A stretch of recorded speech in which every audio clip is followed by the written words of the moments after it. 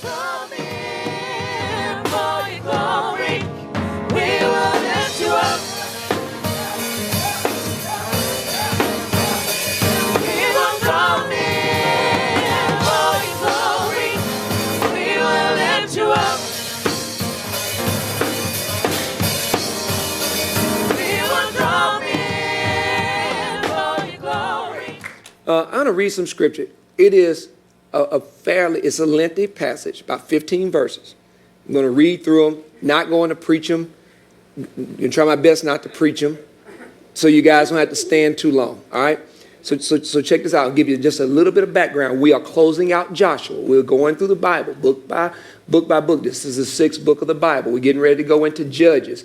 I was actually into Judges up to last night, and then God said, no, you didn't close Joshua out. And so I had to stop what I was doing, go back and close Joshua out. Now, I want you guys to understand this. This is some of the most famous speech that you will ever read inside of the Bible. The thing that we're getting ready to read now is going to be very familiar to you. It's going to be something that you've heard over and over again. You've seen on T-shirts. What Joshua is getting ready to do is he's getting ready to put a choice in front of the people of Israel. He's going to put a choice. They're going to have to choose between following God and following other gods. Either serving God or serving other gods. Surrendering to God. We talked about surrendering last week. Surrendering to God or surrendering to other gods. And they've got to make a choice right now. He's saying right in front of you, you got to make a choice because he sees something. They've gone through all of these victories. Now, last time we talked, it was in the one defeat in Ai. One defeat. Everything else has been a victory. Chapter after chapter is 24 chapters. Chapter after chapter after chapter, they go into a place God promised them. He goes before them. He completely destroys them. They beat people. They take over the land. Everything God promises them, they get. They get to the place toward the end of Joshua's life. He's getting ready to die, and he makes this final declaration before the people. And I want you guys to see this. He sees an issue in this, and the issue is with idolatry.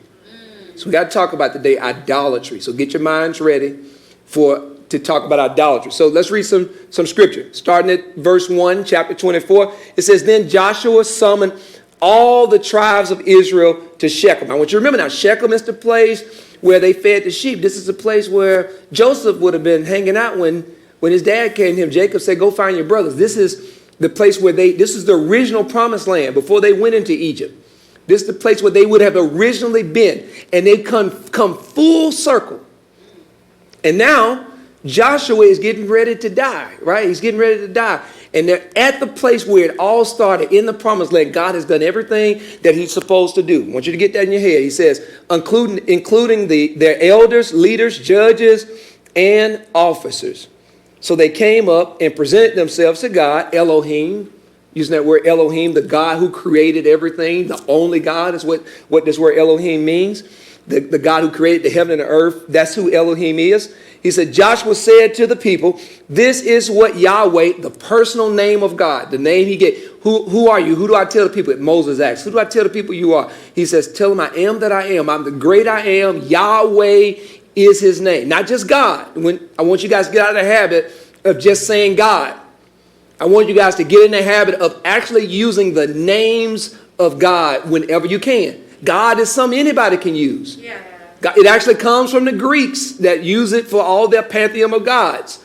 We serve Elohim. We serve El Shaddai. There are names associated with our God. And when you are in trouble, this isn't what I'm talking about, but somebody need to hear this. When you go down to the bank, you better know the name of the person who's supposed to be giving you the money. Yeah. You don't just walk in and say, hey, my daddy said, he left me an inheritance down here. You walk in there and you say, my dad, Lionel Angelo means senior, left me an inheritance in my name. Yeah. Right? And so we got to get out of this thing where this is little kid stuff. God, where we just saying God, and we start to call him by name. You need healing in your body. You call him Yahweh Rapha. You begin to call on the name of Rapha. That's power in the name. And listen to me. At the name, think how much power this is. Yeah. Every knee will bow and every tongue will confess. But if you don't know the name, see, the enemy has stripped the name out. That ain't what we're here for, though. We're going to get back to that. Joshua said to the people, this is what Yahweh, the Elohim of Israel, says. Long ago, your ancestors, including Terah, the father of Abraham, and Nahor, lived beyond the Euphrates River, and they worshiped other gods. Abraham worshiped other gods. You know, we always talk about the seed of Abraham. Abraham was raised an idol worshiper. He was an idolater. He grew up in a family that worshiped idols. Everybody who came, all of us come from a seed of an idolater. Let's go a little further. But I took your ancestor Abraham from the land beyond the Euphrates, and I led him into the land of Canaan. I gave him many descendants through his sons. Isaac, to Isaac I gave Jacob and Esau. We've touched all these people, guys. Amazing. To Esau I gave the mountains of Seir, while Jacob and his children went down into Egypt. We've covered all this, guys. Amazing. Then I sent Moses and Aaron, and I brought terrible plagues on Egypt. And afterward, I brought you out as free people. Amen. Let's keep going. He says, but when your ancestors arrived at the Red Sea, the Egyptians chased after you with chariots. He's recounting the story, and charioteers. When your ancestors cried out to the Lord, I put darkness between you and the Egyptians. This is God. Now, keep in mind, Joshua is a prophet. So this is Joshua prophetically saying what God is saying to the people. I brought the sea crashing down on the Egyptians, drowning them. Just recounting what he's done for the people. With your very own eyes, you saw what I did. Yeah. You know what God has did for you. Yeah. You know what God has did in your life. He says, then you lived in the wilderness for many years. Finally, I brought you to the land of the Amorites on the east side of the Jordan.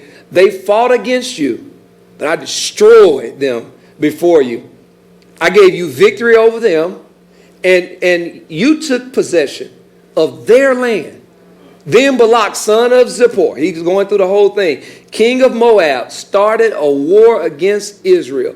He summoned Balaam, this prophet, son of Beor, to curse you. This is somebody who had some favor with God. He wanted them to curse the Israelites. But I would not listen to him. God decided, I'm not going to listen to him with y'all. Instead, I made Balaam bless you. And I rescued you from Balak. He's just going through the whole history. He says, when you cross, turn that just a little bit. When you crossed the Jordan River and came to Jericho, the men of Jericho fought against you, as did the Amorites, the Perizzites, the Canaanites, the Perizzites, the Hittites, the Gerasites, the Hivites, and the Jebusites. But I gave you victory over them. Yeah. Everybody that came against you, I've given you victory over them. And I sent terror ahead of you to drive out the two kings of the Amorites. It was not your sword or bows that brought you through what you went through. It's not been you. It's not been how special you are. It's been nothing but God. He says, I gave you land you had not worked on. And I gave you towns you had not built. Wow. The towns where you are now living, I gave it to you. I gave you vineyards and olive groves for food. Though you didn't even plant the things that you're eating. He said you didn't even plant them. So fear the Lord and serve him wholeheartedly. Look what he says. Put away forever the idols your ancestors worshiped when they lived beyond the Euphrates River and in Egypt. Serve the Lord alone. One more verse. He says, but if, after all I've done for you, after the way I saved you, after the way I took care of you, after the way I came into Egypt and pulled you out of Egypt, after the way I got you through the Red Sea, after the way I got rid of all your enemies, after the way I maintained you when you were in that wilderness place because you chose to be in that wilderness place, and yet still I protected you, I took care of you, I provided for you, I fed you, I brought water out of rocks. I did all this stuff for you. I've been there for you. I have never left you. I have never forsaken you. Other folk have left. Other folk have forsaken you. Other folk have persecuted you. Other folk have tried to hurt you, have let you down. I've never left you. Yeah. But if you refuse to serve the Lord, if you decide that you want some other than Yahweh, then choose today whom you will serve. Would you prefer the gods your ancestors served beyond the Euphrates? You want to go revert back to what they did? Or will it be the gods of the Amorites in whose land you now live? One of the most famous quoted verses in the Bible. Yeah. But as for me and my family, we will serve Yahweh. Amen. Let us pray. Father God, we come to you now in the name of your Son, Yeshua, the Christ. God, we come praying and believing in your promise, God. And that promise is that in the midst of overwhelming situations, no matter what overwhelms us, that you can bring us peace, because you've already overcome anything that we have to go through. And so, God, we're praying today that you begin to speak to our hearts about idols, about those things in our lives that we put above you, about those things in our lives that we've given more attention to than you, about those things in our lives that are driving us, those things that have become addictions in our lives, those things that are separating us from you, God. You are a holy God. Yeah. And you require for us not to put anything above you. So it is my prayer today, God, that you will first identify to us what an idol is. Yes. Tell us what it is, show us what it is, then reveal the idols that we have inside of our lives, and then give us the ability to choose you and get rid of all the idols that separate us from you. That is our prayer. We pray this now in the name of the Father, the Son, and the Holy Spirit. To God be the glory. Amen. Amen. You may be seated in the presence of the Lord. I brought this today because I want to talk with you from the topic of being overwhelmed with idolatry. I know a lot of times when we think about idolatry, we think about something like this. Now, this is in no way an idol. This is just a little statue that we bought at at a festival or something. It represents a family. It's just would it be a husband, a wife, and a child. It has no tie back at all to any type of religion. We don't do anything as far as worshiping it or anything else. But generally, when we think about idols, we think about this. We think about something that's either carved out of wood, made out of metal, made out of rock, that represents some kind of God. And when we think about people who worship idols, we think about people who put something like this on a mantle somewhere in their house, and they go in and they pray to this thing right here. And in many cases, we do not even understand what Joshua is talking about when he's telling us today. I'm not talking about what he said before Christ. I'm not talking about what happened during the time of Christ. I'm talking about what's happening today. The fact that we are constantly being bombarded with all different types of idols. There are things that are inside of our life.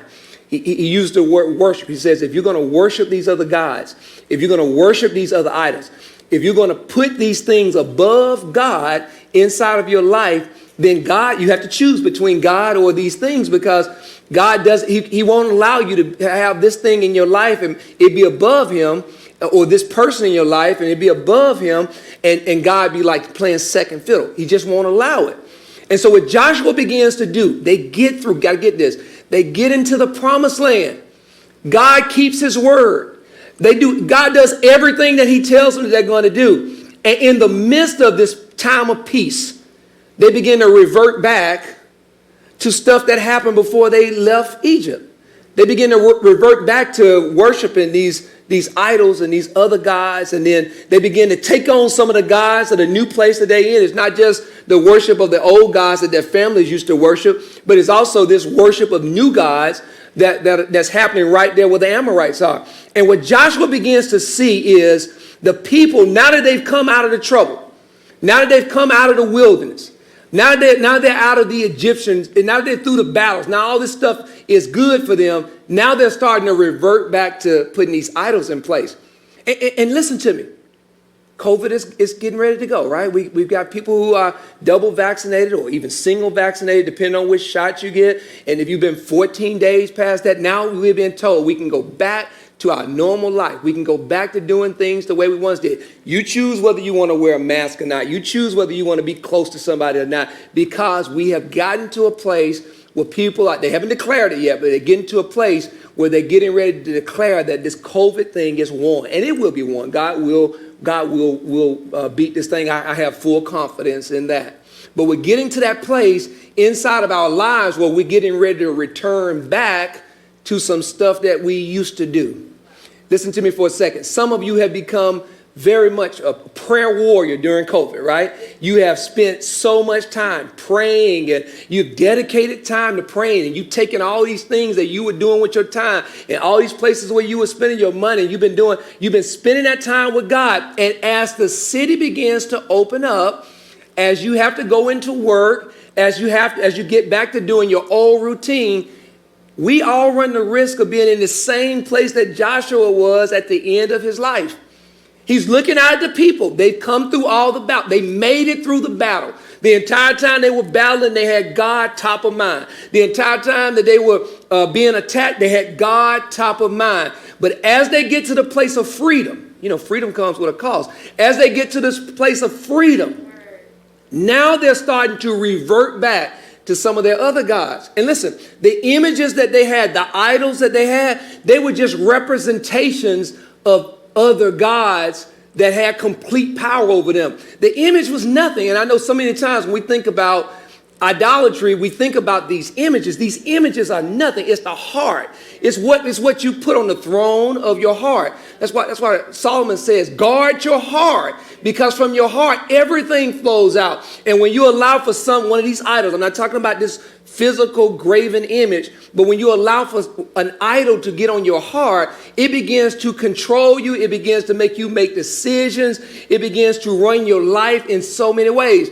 And what Joshua is doing, he's taking time in the midst of this celebratory time in the history of Israel. They're at a place where they've won all the battles. They have the promise. They're living in the promise, but they're starting to revert back to some old things that if Joshua allows it to happen, will separate them from God. And he understands that idolatry is something that God, listen, you have 10 commandments that you have to follow. What is the first one? Do not have any idols. It is one of the most important commands, because once you put this in your life, everything below it falls apart. All the other 9, they fall apart. Once you give love, once you give worship, once you put something like this at the top of your life. And so what Joshua is trying to do is he's trying to stop the people from being overwhelmed by idolatry, because that's how it works. It starts off as a little thing. And then all of a sudden, before you know it, you are completely overwhelmed by idolatry, and you are completely now a slave. You have surrendered. You are now serving something that you never intended to serve. And you ask anybody, I want you to just talk to anybody. If you know anybody who's been addicted to anything, this is how it happens. It starts off as something really small. It's not the God of me. The next thing you know, it moves into a more important position in your life. And then before you know it, it changes your life. It begins to become your identity. It begins to take all your money. It begins to take your time. You begin to tell people about it. You become like a little evangelist for it. You get joy from it. This is what idolatry is. It begins to disrupt your time with God and with others. It begins to separate you. That is what idolatry is. And it always starts out as something very small. And what Joshua is doing, he's saying to the people, before this becomes a very big thing, before this begins to separate the people from God, you're in the promise. You have everything that you've been promised. Everything you need is here. Do not pick up other gods. Do not begin to serve other gods, or else you'll be overwhelmed by this thing called idolatry. And I want to look at the word real quick. Just look at this real quick. When you get overwhelmed by idolatry, this is what Joshua is communicating to the people. When you get overwhelmed by idolatry, it causes you to be overwhelmed in other areas of your life. It begins to bring in this destruction. Look what he says. He says to the people, he says, if you abandon the Lord and worship foreign gods, other gods. If you put something above God, if you begin to worship something, if you put anything above God, whether it be a sport, whether it be a person, whether it be a child, if you put anything above God, he will what? He will overwhelm you. He will turn against you. This is Joshua. He's warning the people. He's a prophet. He's speaking on behalf of God. And this is what he says. He will turn against you. Look what he says. Harm you and completely destroy you after he has been good to you. And what he's saying is, listen, God has been too good to you for you to now put somebody else or something else above him. Yeah. And it's not about a graven image or a carved image, although a lot of idols do have graven and carved images. That's not what it's about. It's about what you have put on the throne of your heart. It's about who you have decided is the thing that you love better than God. And he says, when you get to this place where you get so overwhelmed by this idol, by this thing, by this person inside of your life, you begin to put it above God. And once you put it above God, what God does out of love. Listen, I know we think about God, especially when I'm talking about the Old Testament. We think about God as this mean old man upstairs that just don't want us to have fun. We can't party, can't eat what we want to eat, can't go where we want to go. That is not who God is. What we're going to see throughout the book of Judges, what God does is he uses the thing that you put as the idol in order to bring you back to him. So the thing that you put, the gods of the Amorites, you want that to be your God, so I'll let you be in bondage to the Amorites, and then until you get to a place where you understand that you put God in the wrong place, you put the Amorites above me, and now when you figure it out, as soon as you figure it out, you call out to me, God swoops in, he pulls them out of bondage, he pulls them out of the situation that he is, he puts himself back in the rightful place of their heart. And then they go through this cycle. They continue to go through these cycles, which we'll look at in Judges. But what he's saying is, you can get to a place in idolatry where you become overwhelmed by it, where God literally allows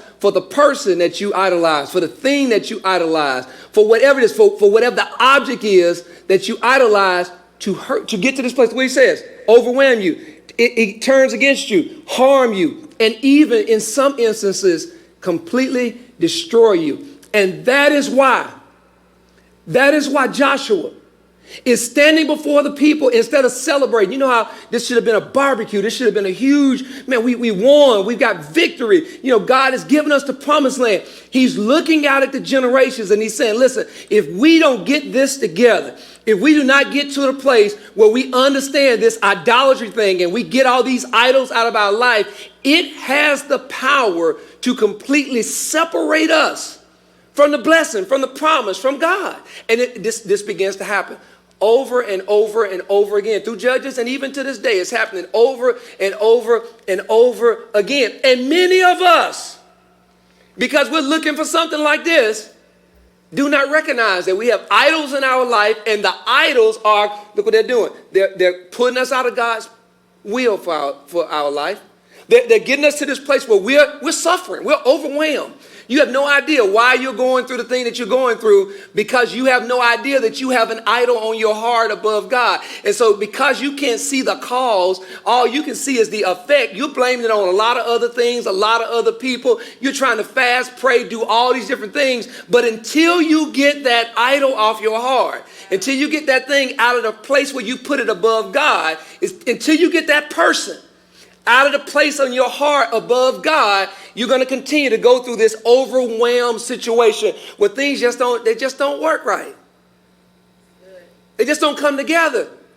And the challenge for us, and this is what I got to help you with today, we have to be able to see the idol. We have to be able to look past stop looking for something like this. We have to be able to look past the idol, the idolatry as we've been taught, and begin to look into those things that really are the true idols inside of us. This thing right here was never anything that did anything. It was the belief in whatever that God was that always separated people from God. Now, and this is what I want to do, because this is not an easy concept.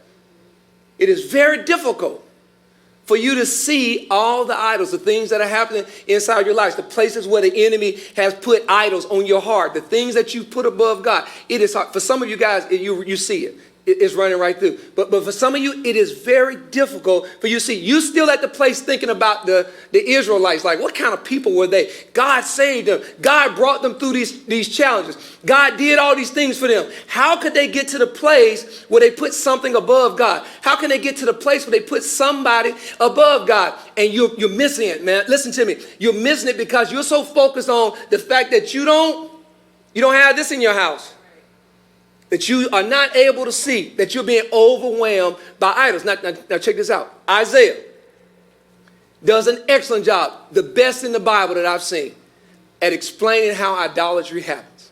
I'm just going to read through this. We're going to start by understanding idolatry. I'm going to do more teaching today than preaching. More teaching today than preaching. Somebody say amen. Amen. Might be the last one I get. All right, so look now he begins to explain idolatry. I want you guys to pay close attention to these words. He says, how foolish are those who manufacture idols? Who are those? Well, you think the same thing. How foolish are people who would build idols? Listen to me. The way you are constructed, you were made to worship somebody. You were made to put somebody in the high point of your life. You have been designed to worship somebody. You are the people, we are the people who manufacture idols inside of our heart. Now, we may not go out and carve out idols based on it, but listen to me, trust me, man. You can go into people's houses and you can see idols on their walls. You can see pictures of Barack. You can see pictures of Trump. You can go through that. You can see athletes. You can see all kind of idols. You can see all different kind of images when you go inside. We are manufacturers of idols. You have to understand this. He's taught us. When he says, how foolish are those who manufacture idols? We do it all the time. All of us, pastor included. He says these prized objects are really the things that you put above God are worthless when compared to God. They're worthless. He says these people who worship idols look what he says, they don't even know.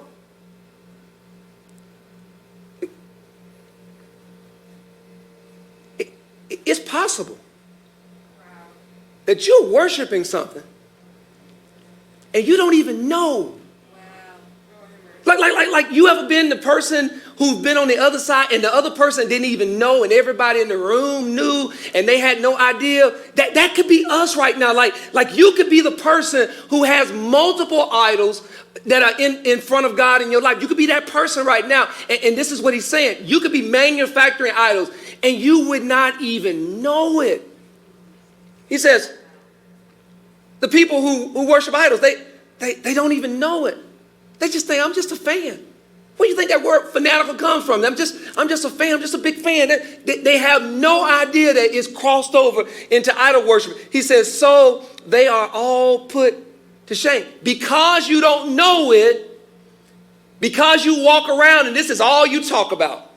Because this is a part of who your identity is. This is you spend all your time and your money. You don't even realize everybody around you know that this thing is an idol in your life. Everybody around you know that they see the shrine of your children at the desk. I mean, they see, it's just weird. All the pictures that you have everywhere of the marriage. It was awesome, right? It was 35 years ago. You got a shrine at your job, for your husband, for your wife, for your children, for your team, whatever the case may be. You don't even realize it, but the people, you know exactly what I'm talking about. Let me tell you, let's do it like this right here. It's going to be easier for you for a little while if you think about the other people.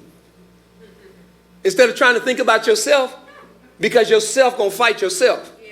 And when yourself fights yourself, nobody wins. You never win. You can't win like that. So for now, just until I'll tell you when to snap out of it. But just for a little while, I want you just to think about the people, that crazy lady at work with all those pictures around her desk of a cat, of a dog, whatever the case may be. That's what I'm talking about. That lady, she idolizes this animal, and no matter what the business meeting is about, no matter what's going on, that dog is going to come up in the midst of that meeting. It's going to always happen because that dog is now in an idol. You never heard her talk about God one time.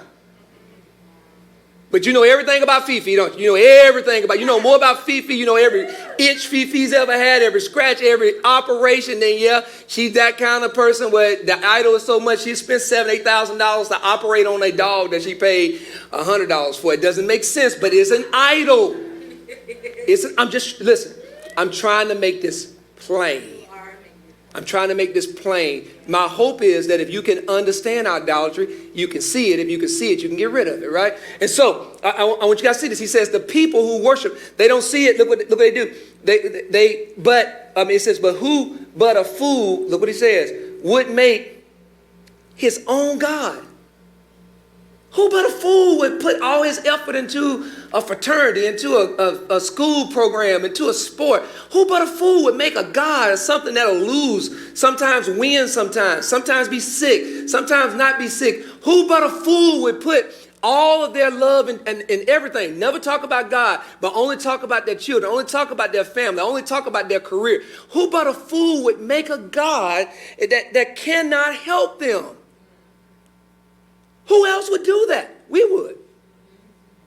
We would. That's why we got to understand our dog. Let's go a little bit further. He says, he cuts down. Look at it. He says, cedars. He selects the cypress and the oak. He plants the pine in the forest to be nourished by the rain. Then he uses part of the wood to make a fire. Now I want to stop here for a second. I want you guys to see this now, because this person goes into the woods and he cuts down all different types of trees. But for whatever reason, one tree becomes this thing that he got to have. He loved it so much. And so he grabs this one tree. I want you guys to see this, because this is what happens in our lives. You go through life and you encounter all different kind of things, all kind of sports and all different kind of people. But everything don't become an idol to you. But for some reason, this one tree, this one thing that you cut down, this one thing that you have in your possession has now become an idol to, not to you, to the person that you're thinking about. We're not quite ready yet for us to, this is hard surgery. I need to keep you sedated as long as I can. I don't need you moving a lot. I don't need you trying to fight. I need to be able to operate. And so in order for me to operate, I want you thinking about something else, thinking about somebody else for now. And then we'll come back in just a second. He says, look what he says. Look what he does. He goes in and he, for whatever reason, he selects this one tree and he falls in love with this tree. Look what he does. He uses part of it, of the wood, to make a fire. With it, he warms himself and bakes his bread. Then, yes, it's true, he takes the rest of it and he makes himself a god to worship.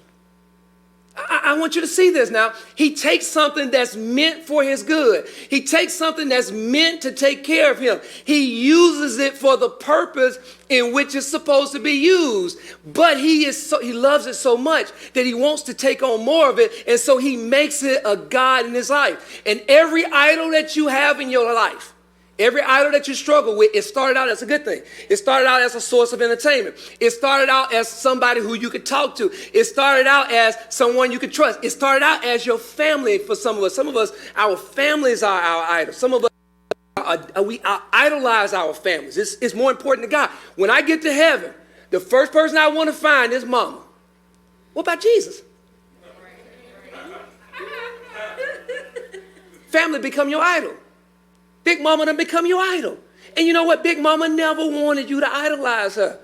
When I can't wait to that day. When I get to heaven, it's going to be like a family reunion in the sky. I'm going to go find Big Mama and I'm going to go find Great. What about Jesus?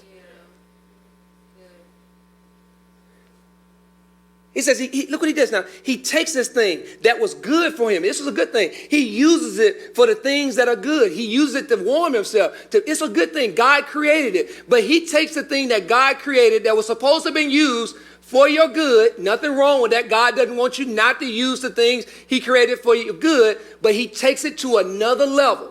He begins to worship that thing. He begins to honor that thing. And then before you know it, he puts it in the place where God is. He makes an idol and he begins to bow down in front of it. You got to understand idolatry, guys. You got to understand how it happens. If you don't understand it, you'll be manufacturing idols. Let's go a little bit further.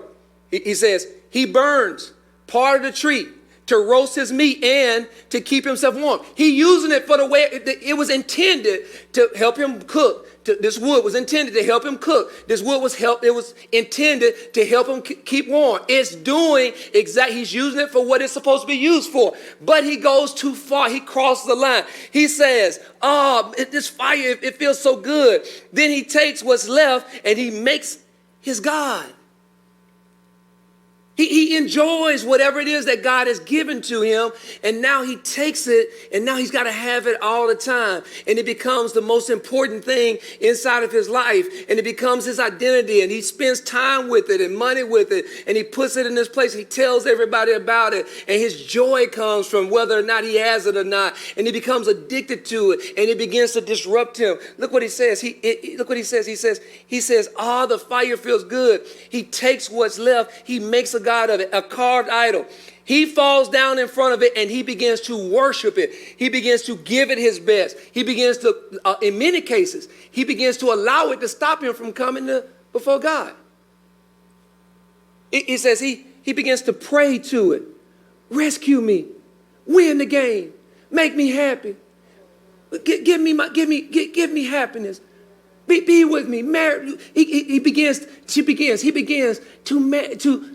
go to this thing and to worship it. This thing that God created. It was created for the good, but he begins to worship it. And he says to it, he says, you are my God. Now I need you to think about you, because now we need to get to this place where we begin to see idolatry. I need you to be able to see your idolatry. So now stop thinking about the crazy lady with the dogs and the cats and all that kind of stuff. Begin to think about yourself. Begin to think about, when have you gotten to the place where you took the wood and you used it for the purpose that it was supposed to be used for, but it wasn't enough. You had to have more of it. It became your identity. It became your time. You spent time with it. You spent your money on it. You began to tell other people about it. Your joy, your happiness was surrounded in it. The addiction. You became addicted. You couldn't live without him, couldn't live without her, couldn't live without it. It began to disrupt you, cause problems at work, cause problems at home, cause problems at church. Y'all know what I'm talking about. Yeah. Look at verse 18. He says, such stupidity. I didn't write this. Isaiah wrote, he's a prophet. He wrote this. You can't get mad at me. But he says, this is us. Such stupidity and ignorance. Look what he says. Their eyes are closed. You cannot even see. I hope right now your eyes are being opened and you're beginning to see those things that you have made idols in your life. I hope right now you're having a revelation, an epiphany, that you're starting to see, man, maybe the reason why I keep getting blocked out of this blessing is because I have this thing right here above God, and God is saying his word that he's not going to allow me to have this promise until I get rid of this thing. I hope right now you're beginning to be able to see that your eyes are no longer closed to the idols, to the people, to the things, to the money, whatever the case may be, to whatever it is, and that you can now begin to think. Because he says when you're caught up in this idolatry thing, you can't think. You've been in love with somebody and that you made them an idol and you couldn't think. I mean, you couldn't make good decisions. He says, look what he says. The person who made the idol, look what he says. He never stops. She never stops to reflect. Why? It's just a block of wood. It's just a sport. It's just a team. It's just, why am I so fanatical about this thing? It's just a job. It's just a career. Why am I so crazy about this? Look what he says. He says, look what he says. I burned half of it for the heat. It was burnable, right? No, it's not like it's eternal. And use it to bake the bread and roast my meat. How can the rest of it be a god? If it was a god, it would have stopped me from burning it. If it was a god, it would have stopped me from using it. If it was a god, it would have been taking care of me instead of me using it to take care of myself.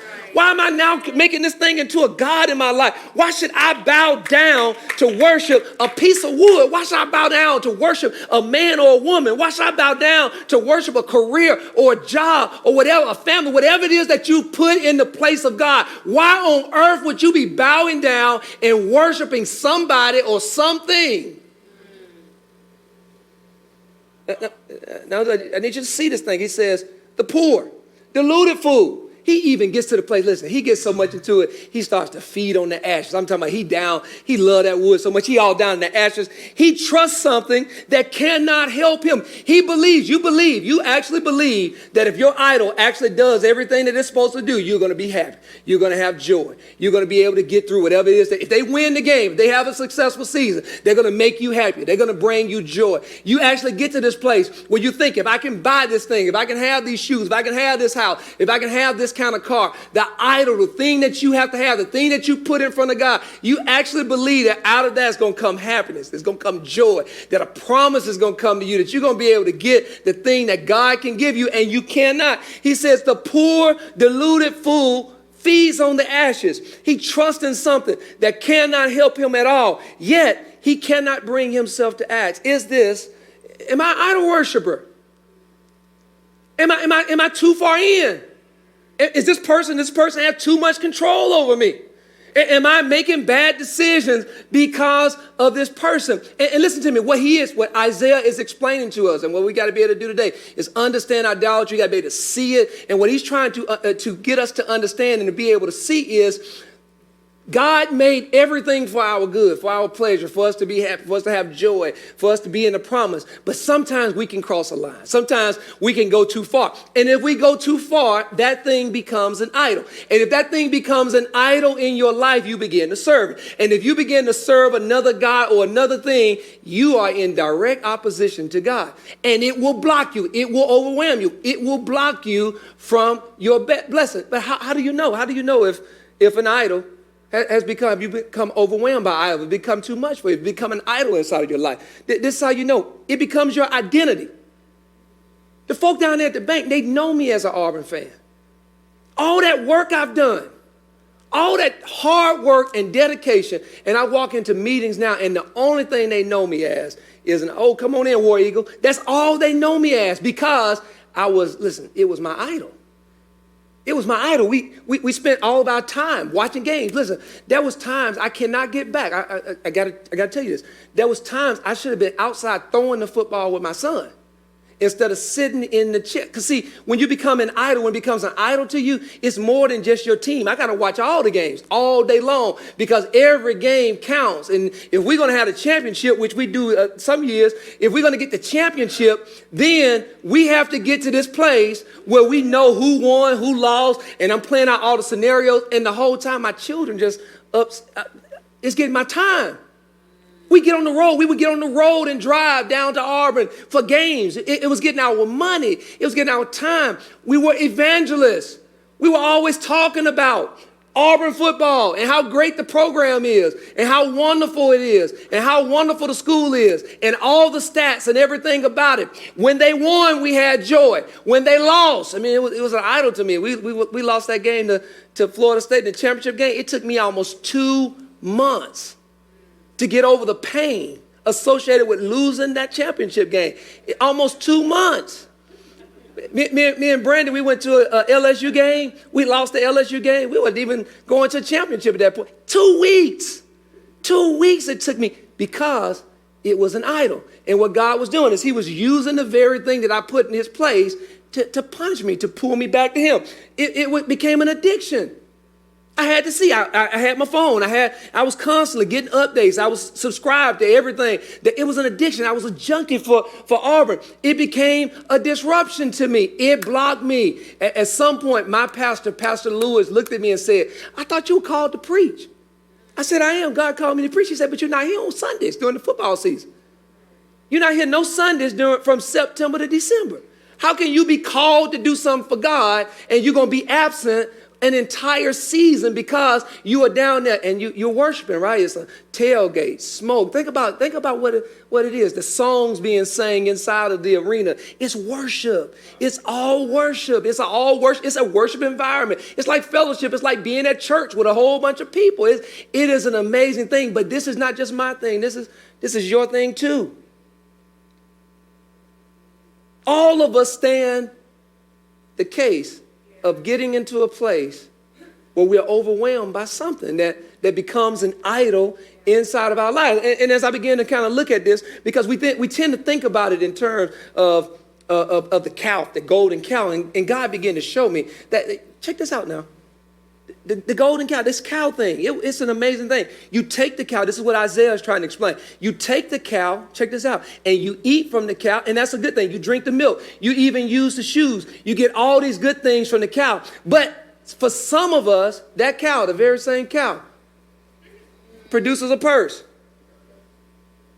And that purse can become an idol for us. I mean, you can get to the place where your identity is set on the kind of purse that you carry. Your money, your time, everything you do, you're searching on the internet. You're looking up purses. You get to this place where you begin to tell everybody, evangelize, tell everybody about the kind of purse that you carry. You get to this place where it gives you joy. As long as this thing is new and there's not another one that comes out, right? You have so much joy. As soon as another one come out that you don't have, you listen to me. It is an idol to you. You got to go get it. Got to go spend your money on it. You get addicted to it. You begin to borrow. You begin to do the things that an addict would do in order to get it. If you don't have enough money, you just go and get it some kind of way. Take on a second job. You do whatever it takes. And it can disrupt you from family and from everything else. You know that cow gives us shoes. But shoes can become an idol. If you go into your closet and you got to have shoes, you can't be happy without having shoes. Got shoes everywhere. I know people, Jordans, I know people who literally were willing to die just like an idol, just like a god. I'm willing to die for my shoes. And guess what? There was somebody that was willing to kill them because there was a god to them for their shoes. They were caught up in idolatry. For some of us, look, the same cow produces this. We're supposed to eat the cow. We're supposed to enjoy it. We're supposed to drink the milk. We're supposed to wear the shoes. We can play the game. But this cannot be an idol for you. Your whole season cannot be surrounded around the games, and you sit there and it becomes an idol for you, and you begin to buy all kind of merchandise, and you begin to push everything else away, and you become an addict, and you become an evangelist, and you get to this place where you become an idolater, and you put something else. Is this making sense? Is it making plain? Oh, yes. And you put something else above God. And as I begin to look at this thing, look at this. We think about the image. We think about that golden calf. We're thinking about the image. But here's the reality. The real idolatry comes in the career. And you get to this place where if your career becomes your identity, you're spending all your time, your money, you're telling everybody about it, your family, your children, your wife. These are the things that we begin to make as our idols. Your money. Do you realize that money can become an idol? You ever been around a person where money was their idol? All they do is talk about money. How to make money, how much money stuff, they brag. How much money stuff costs, how much money they gave away, what people did. It's money. And it is an idol. Look what he says. The culture, possessions. A car can become your idol. You could be out there on Sunday morning instead of being in church, washing it, cleaning it, putting stuff on it, adding gadgets to it, souping it up, doing all this stuff to it. It can easily become an idol. I like this one right here, approval. For some of us, approval is an idol. You need somebody to say, "Good, you did a good job." I mean, that was an excellent thing that you did. And it becomes a God. Even though God has said to you that you are good, that he is pleased with you, even though God has said that he created you in his image, you still need man to be able to confirm and affirm who you are. Power can become an idol to you. Look at this thing. Look at this thing. Success. You can get to this place where as long as I'm successful, I'm happy. But when I'm not successful, when my bill's not paid, when I don't have things together, when I'm not getting promoted, I'm not happy. And what I'm trying to get you to see, there are many idols inside of our lives. And this is what you got to get to understand. We've got to get to the place where we let go of the idols and we pick up God. We've got to get to this place where we let go of the idols. Now, I want to stop for a second because for some of you, you're stuck in the Old Testament. And you're thinking, well, that's Old Testament. You know, God, he gave us grace. He died. Jesus died so we can go out and do whatever we want to do and then get whatever, how we put in the idol. We can do anything we want to do. I know some people think that way. You know, that's idolatry. Only a fool would think like that. Yeah. Only somebody who is strung out, addicted to something, would even begin to think like, well, I can get grace for this. I'm going to plan to do a sin and just get grace for it later. I'm going to plan to put something in my heart higher than God. I just get grace for it later. Jesus died for that. No. This is the New Testament. I want you guys to see this. The New Testament, this is Paul writing to the Colossian church. He says, I need you to let go of your idols. I need you to put to death, therefore, whatever belongs to your earthly nature. He begins to help you to understand what an idol is. Whatever belongs to your earthly nature, sexual immorality, impurity, lust, evil desires, and greed, which is idolatry. He says, because of these, the wrath of God is coming. I want you guys to see this. Joshua warns the people in the Old Testament. He says, if you don't put down these other gods, God's going to get mad at you. If you don't put down all this other stuff that you're putting above God, God is going to come in and he's going to overwhelm you. And I know for some of you thought, Old Testament God, I don't like Old Testament God. But New Testament God, he says that if you put idols inside of your life, if idolatry is a part of your life, if you put idols inside of your life, you invite the wrath of God into your life. That's why things are not working. If things are not working, if you just keep getting to the same point and you keep running to a dead end, if you keep getting to this place and you keep experiencing the wrath of God, you should sit back and understand idols, see if there are any idols, and you got to get rid of every idol. Apple phone. Apple was an idol for me. It was my identity. That's a time period. Probably still is for some of you guys. It was every time a new one came out. That was a time when I used to go stand in line for it. Do you understand that that's an idolatry? When you go and stand in line for a phone so that you can buy something and then have to pay a monthly bill on it, and you go stand in line, they ought to bring that to your house. The new one is no different than the old one. It's just slightly different, but I got to have a new one. Time, money, evangelism. I was telling everybody, you need Apple. You need Apple. Apple is good. Joy came from Apple. I was addicted to Apple. Disruption. I got friends who are Samsung people. They don't really like me that much because of Apple. And this is what he's saying. He's saying, get rid of any of that stuff. Get rid of anything. Get rid of anything that's an idol. Anything. Use it for what it's supposed to be used for. Do not make it an idol inside of your life, because when you make it an idol inside of your life, that comes with God's wrath. So this is what you have to do. You got to let go of idols, and you have to pick up God and go a little bit further. He says, this is what Joshua was saying to the people. He's saying, I want you to let go of the idols that you have, and I need you to pick up God. He says, but if you refuse to serve the Lord, then choose today whom you will serve. Would you prefer the gods of your ancestors? Would you prefer the gods of the current space where you are now, the Amorites, the current place you are now? Or do you prefer to serve God? And what he's telling us that we have to do, you need to get to the place where you identify the idols. You need to identify the idols from when you grew up, from the old place, from the family, all the things that have been pushed on you, all the things that you've been taught. We've been taught a lot of bad theology. We've been taught a lot of bad things. You like a certain kind of car today. You've made it an idol because a person that you grew up admiring that was an idol to you, they drove that kind of car. And now you got to have that kind of car. You make decisions based on another person's idolatry.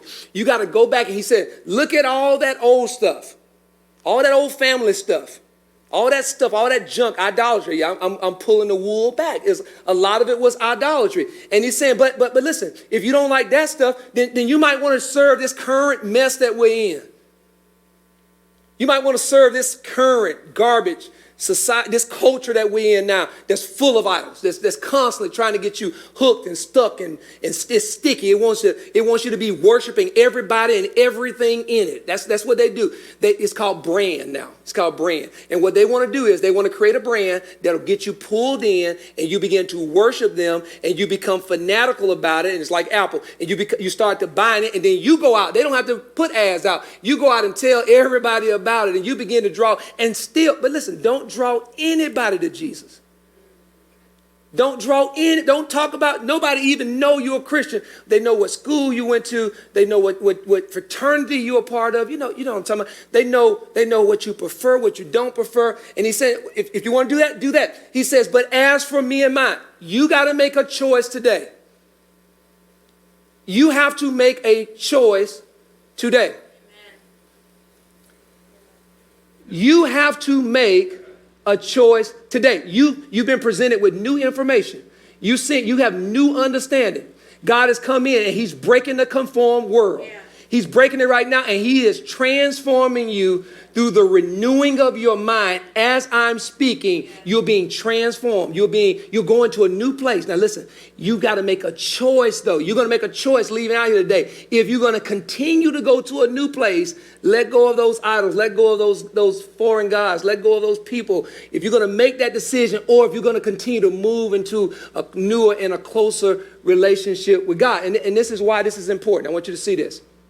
Because Isaiah says that the person who puts God first, that the person who makes God the God of his life and not this other stuff, that the person who focuses on God first and trusts in God first and looks to God for identity and looks to God for the place where he spends that time, where she spends that time, that looks to God and says, I'm going to freely give my resources, that looks to God and evangelizes and tell people about God, that looks to God for joy, that looks to God and becomes, I want to be addicted to God. I want to get to the place where I can't live without God, where I need him in every area of my life. Listen, I wake up in the morning and the first thing I think about is God. You ever been around a crackhead? The first thing they think about, they start putting their clothes on to get out there and steal some so they can get some crack. And I want to get to that place where I'm cracked out for God. I want to get to that place where when I wake up in the morning, it's on my mind. When I go to bed at night, he's on my mind. When I look back over my life and I begin to see how good God has been to me. When I look back over my life and I begin to see all the battles that he's brought me through. When I look back over my life and I see how he's taking care of my children. When I look back over my life and I see how he's blessed me with this beautiful wife. When I look back over my life and I see how he's gotten me through all different kind of struggles at work, all different kind of conflicts on the inside of me, how he's transformed me, how he's been there for me. When I look back on my life and I understand, but for God on my side, I want to be addicted to him. I want my identity to be in him. I want to spend my time with him. I want to spend my money on him. I want to get to this place where all my joy is with him. There's no disruption. There's no separation. When I go to bed at night, I want to think about him. When I get up in the morning, I want to think about him. I want to make him the center of my life. And this is what Isaiah, the same person that wrote about idolatry, this is what he says. He says, you will keep in perfect peace. This is a promise. You want to get through this place where you're being overwhelmed? Listen to me. The thing that's overwhelming you, I can tell you right now, you've thought about it over and over and over again inside of this sermon because it's an idol to you. And that's why it's overwhelming. You think you're going to lose it. You think you can't get it. You think you're not going to make it to it. It's an idol to you. And there is no peace. There's no peace in somebody who's always focused on an idol, always focused on something that they can't. It's just a piece of wood. Use it for what it's worth and get away from it. Don't put it in the sun. Don't make it your identity. Why would you make that person your identity? You're your own person. No woman needs to have a man to have identity. No man needs to have a woman to have identity. What are you doing? He says, this is what happens. God will keep you in perfect peace.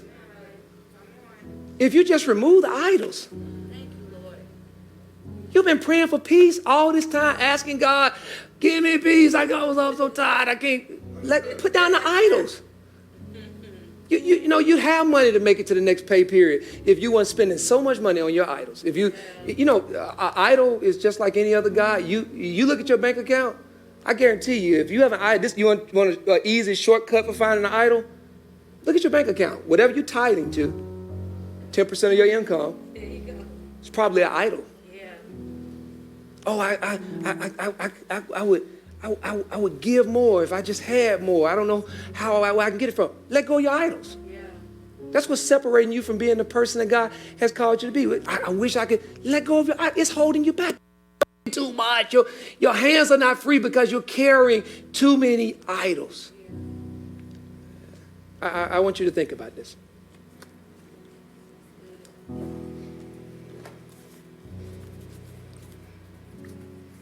What is God saying to you? What is God saying to you about the things that you have allowed to become idols in your life? What is that thing that everybody identifies you as, but it's not God? We can allow for food to be an identity too. We can allow for anger to be an identity. There are a lot of things that can take the place of God in our life. And people begin to associate you with the things that you do, the things that you have. What is God saying to you about the things that you have allowed to become idols in your life? And here's another question. What will your life be like if you begin to let them go? How would that impact your bank account? Think about this for a second. If you just let go of that one idol, just one of them, how would it impact your bank account? How would it change your life? How would it impact your joy? How would it change you? What would it take you to? What doors would it open up? Because this is what it is. Jesus, Yeshua the Christ, he wants to help you get through any idol that you have. He wants to listen to me. He wants to show you through his life. You know what he tells us to do? He tells us to deny ourselves, pick up our cross. He gives us a path. Follow him. He says you get to this place where you deny yourself, pick up your cross, follow me, spend time with me, make me your identity. Jesus wants you to evangelize for me. Go, look, experience the joy that you can get from me. There's no joy like the joy you can get from Jesus. Trust me, guys. The joy that you have now is temporal. The joy that Jesus gives you, he says, will be in you forever. And no devil in hell, no man, no woman, no job, nothing can take away from the joy that Jesus can give you. What Jesus wants to do is he wants to take that place. He wants to be head of your life. And if you give him the headship of your life, he promises that you will have perfect peace. Perfect peace. So this week, here's what I need you to do. Anybody understand idols a little bit better today? This is what I need to do. Come on. Yeah. This is what I want you to do this week. Let go of your idols. Pick up God. I want you to really take some time this week. Look at those things that your identity is based on. Look at those things that you spend your time, your money. You should look at your bank account. You should look at your calendar, your schedule. Look at those things that are getting 1/10 of your time and your money. Look at those things that you tell people about. There's probably some idolatry in that. Look at those things that when they're good, you're good, but when they're not good, there's no joy. That's probably an idol. You want to get rid of that. Get rid of those things that make you act like an addict. You know, you act like an addict. You do stuff that you wouldn't normally do because of that addiction. Get rid of those things that disrupt you, stop you from coming. Bible study, we'll have Bible study Wednesday night. What is the thing? What is the thing that you put into place that y'all can't go to Bible study because I got this other thing that I have to do it? To God be the glory. I better stop before I get myself in trouble. To God be the glory. Amen. Glory.